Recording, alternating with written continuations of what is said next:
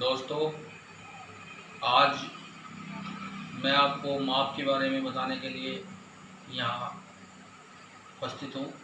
आपको माप के बारे में बताऊँगा कि माप होती क्या है, माप कितने प्रकार से ली जाती है और कितने प्रकार की माप होती है। माप का प्रयोग हमें हर जॉब को, हर वस्तु को बनाने के लिए माप की आवश्यकता पड़ती है। यदि हम कोई घर बनाते हैं, कोई जॉब बनाते हैं, उन सबको बनाने के लिए हमें एक माप की आवश्यकता पड़ती है।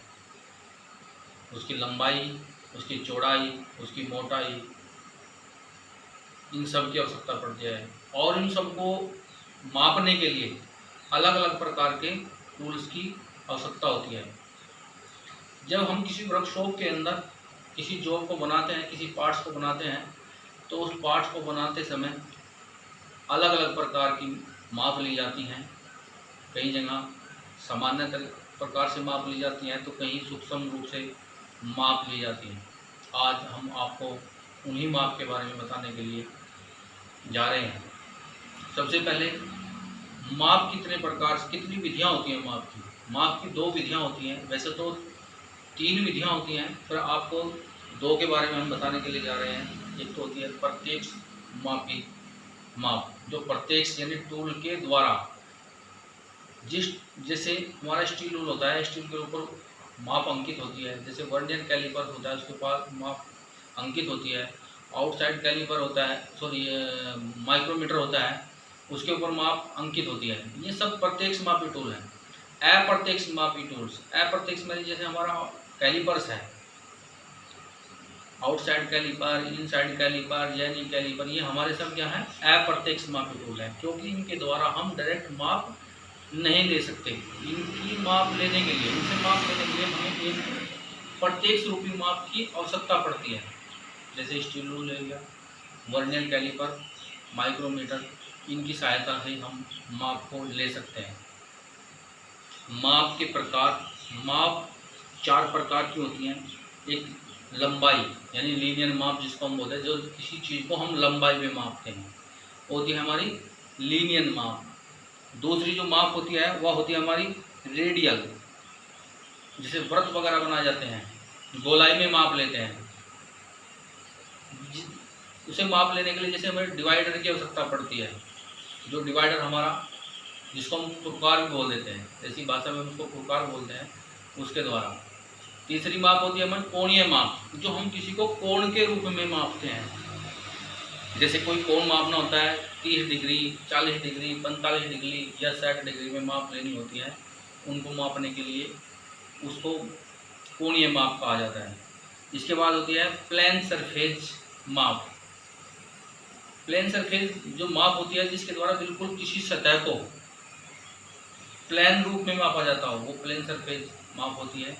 ये चार प्रकार की माप होती है। और एक विधि होती है तुलनात्मक, जब हम किसी चीज़ की तुलना करते हैं, अंदाज़ा लगाते हैं कि ये चीज़ 5 किलो की होगी, 10 किलो की होगी, तो इस तरह की माप को तुलनात्मक माप कहा जाता है। आज उन्हीं के संबंधित हम एक अप्रत्यक्ष मापी टूल के बारे में आपको बताने जा रहे हैं। जैसे हमारा कैलिपर, ये है हमारा आउटसाइड कैलिपर। आउटसाइड कैलिपर ये एक अप्रत्यक्ष मापी टूल है। इसको हाई कार्बन स्टील और कार्बन स्टील से बनाया जाता है। या तो ये हाई कार्बन स्टील के बने होते हैं, या फिर ये कार्बन स्टील के बनाए जाते हैं। आउटसाइड कैलिपर ज्वाइंट के अनुसार ये दो प्रकार के होते हैं। एक तो होता है स्प्रिंग टाइप, दूसरा है फर्म ज्वाइंट कैलिपर। इन कैलिपर्स का प्रयोग जो है किसी जॉब की मोटाई, जैसे उदाहरण के तौर पे मान लिया हमारे पास ये जॉब है, अगर हम इस जॉब की माप लेनी है, इसकी चाहे लंबाई ले लो, इसकी चौड़ाई ले लो, इसकी मोटाई ले लो, इसे मापने के लिए हम आउटसाइड कैलिपर का प्रयोग करते हैं। इसको धीरे धीरे इस स्क्रू को घटाएंगे या बढ़ाएंगे जिसकी आवश्यकता के अनुसार। जैसे ही हमारे इसे माप लेनी होती है, तो इसको ऐसे, इस जॉब को ऐसे इसमें टाइट कर देंगे और इसको इससे अलग कर देंगे। अलग करने के बाद हम प्रत्यक्ष मापी टूल लेंगे। जैसे हमने वर्नियर कैलिपर ले लिया, माइक्रोमीटर ले लिया, या फिर स्टील रूल।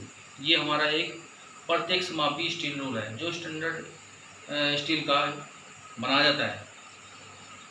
इसकी माप लेने के लिए हम इसके क्या करेंगे, इसके कोनों को एक दूसरे कोने से दूसरे कोने से सटा के रखेंगे और इसकी ऐसे माप लेंगे।